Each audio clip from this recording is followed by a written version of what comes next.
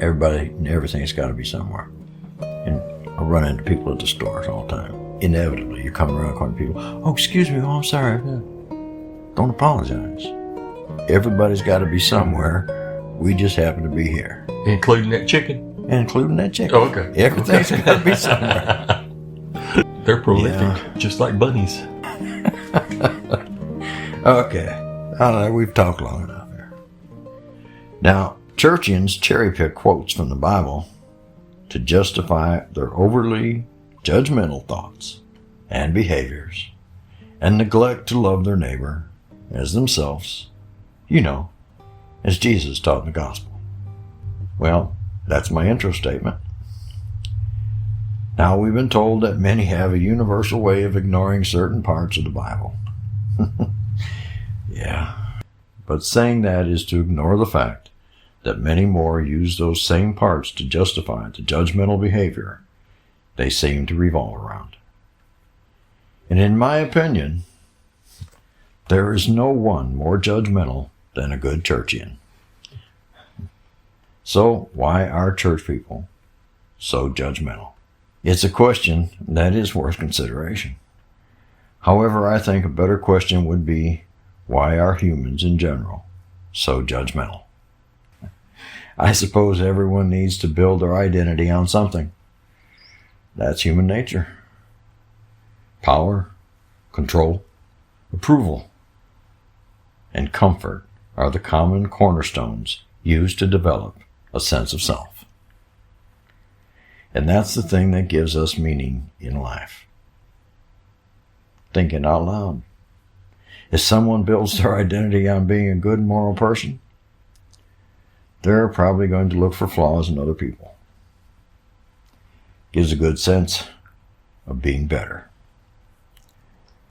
And although I think all people are judgmental to some extent, I do think that Churchians seem to have the biggest portion of that market cornered.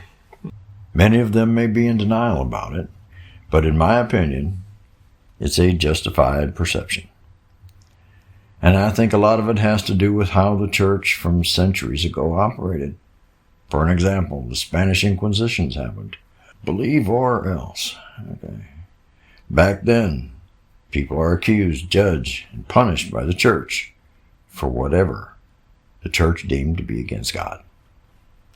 Fast forward to the times of the New World. Priests and missionaries were sent to America to save the savages from their demonic and heathen religions. Many natives were tortured into converting. Yeah, you can call it that. And many were killed at the hands of those God-fearing priests. Truth is that this nation was settled by people who were fleeing England's judgment on certain religions. And those people wanted freedom of religion.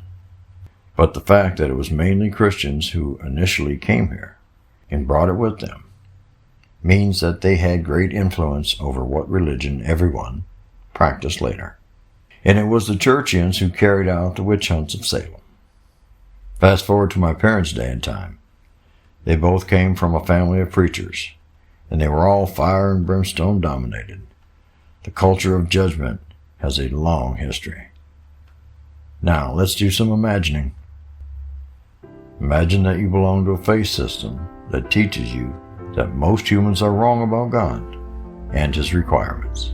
Imagine that you are certain that you are a part of a group that has it all right and have God's complete approval. Imagine that. Imagine that you're taught that it is your responsibility to bring God's message to the world. And by the way, it is your church who understands it. Imagine that you're taught that you and your group of like thinkers are the only actual true believers in the world. Imagine that. Everyone else who claims to be correct have either been led astray by Satan himself or from an agent of Satan. Imagine that you're taught that the strict codes of behavior that you live by are natural and mandated by God for true believers. And any true believers will want to abide by these codes. Anyone who doesn't live the way that you're taught to live can't be true because I'm told God must not be moving in them. Imagine all that, and then try to imagine how a person could grow up in a faith community like that and avoid being judgmental. It's a way of life, and I don't see how it can be avoided. I think it's impossible to think any other way unless you didn't believe what you've been taught. There you go. Being judgmental and self-righteous are core tenets of the belief system for many.